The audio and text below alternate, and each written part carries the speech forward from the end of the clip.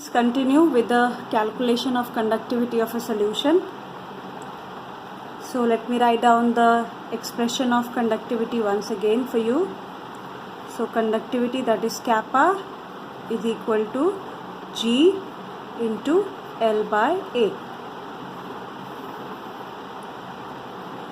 Our aim is to calculate this ratio, L by A, that is called cell constant,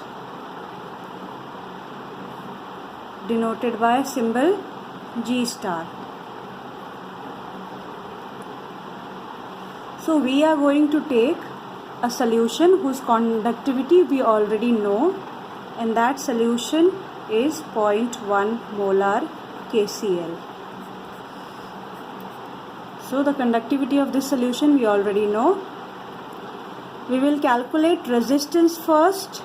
Using that resistance, we can calculate the value of G, because we know G is equal to 1 upon R. So how do we do that? Let me take the conductivity cell. So I am taking the same cell which I had drawn earlier. This is the conductivity cell. Since it will have a solution of 0.1 molar KCl present into it, the distance between the two electrodes is L, and this is area of cross section. So area of cross section. We know the value of kappa for 0.1 molar KCl. We have filled this conductivity cell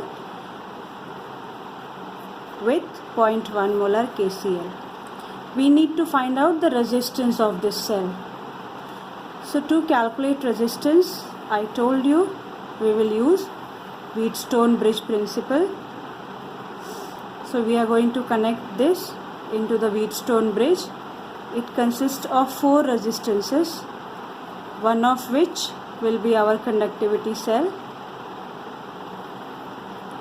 The other is the rheostat, variable resistance.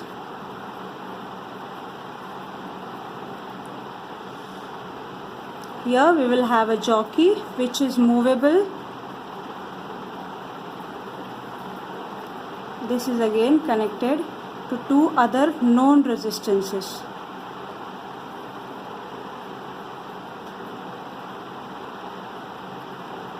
So this is your Wheatstone bridge. There will be a current source.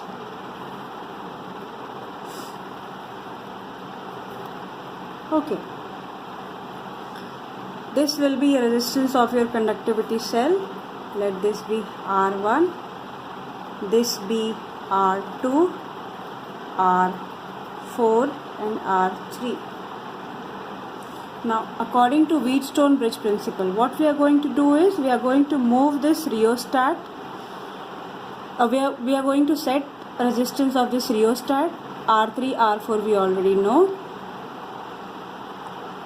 This jockey we are going to move from here to here till the current flowing through the circuit, that is the value, becomes 0. When the current flowing through the circuit becomes 0,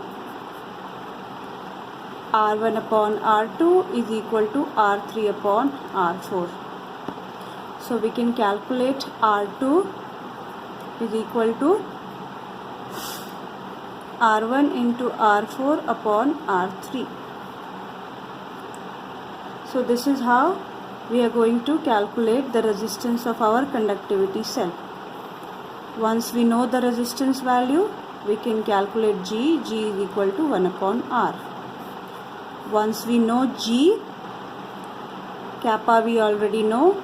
So we are going to substitute the value into the equation. Kappa is equal to G into L by A. From there we will get the value of L by A. Once you get the value of L by A, now this is our cell constant, and we know the value of our cell constant. And using this, we can calculate conductivity of other solutions, other unknown solutions whose conductivity we do not know. Okay. So this is how we are going to calculate conductivity of different solutions. The formula over here is kappa is equal to G star, that is our cell constant, into G. Instead of G you can write down 1 upon R. G you can write down 1 upon R. Using this formula we can solve numericals.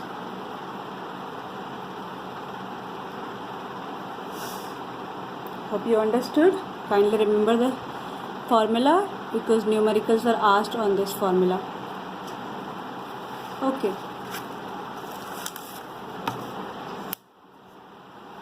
Let us start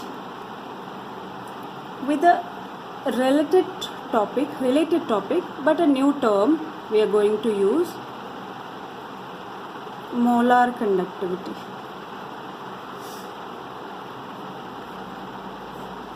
Because we are more concerned about concentration of solution, and concentration we express in molarity. So we are going to introduce a new term, that is molar conductivity, and the symbol for this molar conductivity we take as M standing for molar. This symbol is lambda, capital lambda.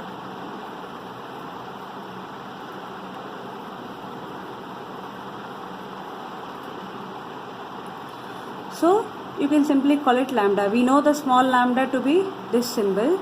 This is capital lambda. So this is molar conductivity. The symbol for molar conductivity is lambda m.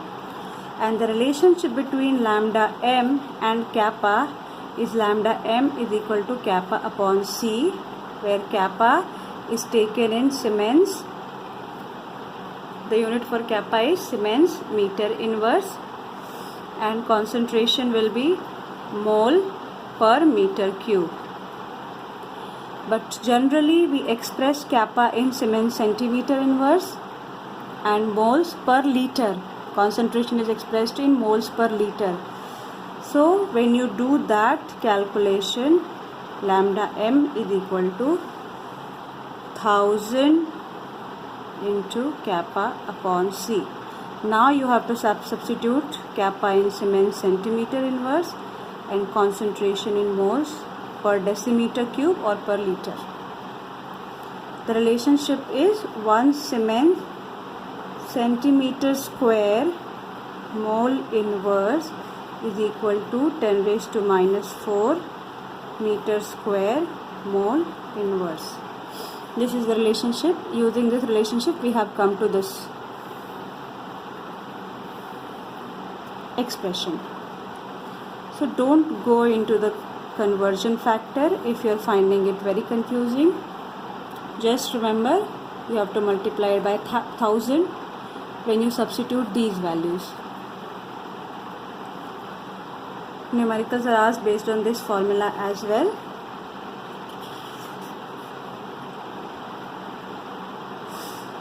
Next topic we have to study is variation of conductivity and molar conductivity with concentration.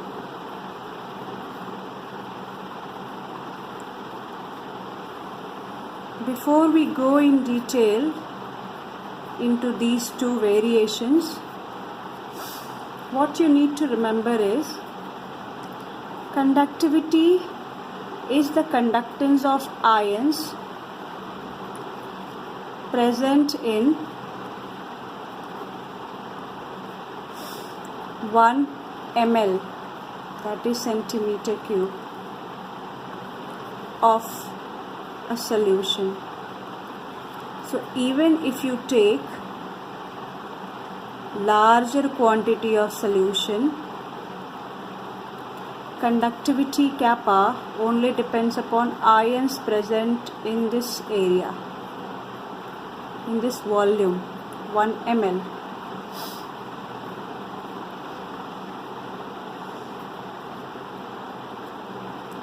So whatever number of ions are present in this 1 ml, only those ions are responsible for calculating conductivity.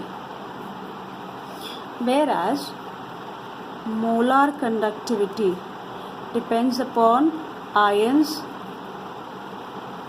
present in 1 mole of solute. So whatever number of ions will be present in 1 mole of solute, all the ions are going to contribute towards calculation of molar conductivity. So here 1 mole is important and here 1 ml is important. So by logic, if you apply logic over here, if you dilute a solution, this is a solution, if you are diluting it, that means you are adding more and more solvent into it. If you are adding more and more solvent into it, what will happen? Number of ions present in unit volume are going to decrease. Number of ions present now in this area are going to decrease because ions are going to go far away from each other.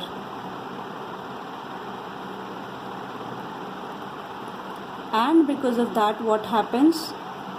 Kappa decreases upon dilution. Conductivity decreases upon dilution. But when you take a vessel in which you have dissolved 1 mole of solute, even if you dilute it, that means you add more solvent into it, the number of ions present in this 1 mole will remain either same or they will increase. Now how are they going to increase? Because upon dilution, what happens? Dissociation increases. Ions का separation increases. So upon dilution, अगर dissociation increase होगा तो number of ions increase होंगे, and number of ions increase होगा, then lambda m is going to increase. Okay. Also, you can understand this point in this way. If you dilute, ions get more space to move. That is, they are free to move. And if they are free to move, that means they are going to conduct more. There will be less hindrance. And if they are going to conduct more, that means lambda m will increase. So, abhi tak what we saw, upon dilution. Dilution means volume increases and concentration decreases. So, when this happens, kappa decreases because ions in 1 ml decrease. Whereas lambda m, molar conductivity decreases, but molar conductivity increases as dissociation increases and ions are free.